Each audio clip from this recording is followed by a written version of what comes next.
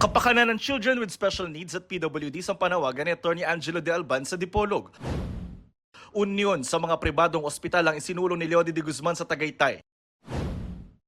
Nag-ikot sa Marikina City si Mimi Doringo. Tulong para sa mga cancer patient ang ipinangako ni Senator Bongo sa Davao. Nag-motorcade sa Quezon City si Atty. Raul Lambino. Pag-angat ng pamumuhay ang isinulong ni Congressman Rodante Marcoleta sa Palawan.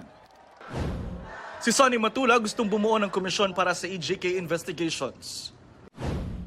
Bumisita naman si Senator Amy Marcos sa Correctional Institution for Women. Paglaban naman kontra political dynasty ang itinutulak ni Liza Masa. Nasa Cebu naman sina Manny Pacquiao, Benor Abalos at incumbent Senators Bong Revilla at Francis Tolentino. Katapatan sa saligang batas ang pinaalala ni Ariel Quirobin sa Philippine Navy. Agrarian reform para tugunan ng mahal na pagkain ang mungkahi ni Danilo Ramos. Nag-motorcade sa Quezon City si Jerome Adonis kasama si Representative Franz Castro na nanawagang itaas ang sahod at ibaba ang presyo ng bilihin. Libre at kumpletong serbisyong medikal sa mga baryo ang gusto ni Nars Alin Andamo. Pagbibigay ng tamang suporta sa mga Muslim ang itinutulak ni Bam Aquino. Bumisita naman sa Katiklan-Aklan si Congressman Bonifacio Busita. Gender equality naman ang idiniin ni Senator Pia Cayetano sa Dasmariñas, Cavite.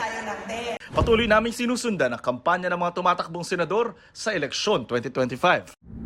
Para sa GMA Integrated News, Jonathan Andal, nakatutok 24 oras.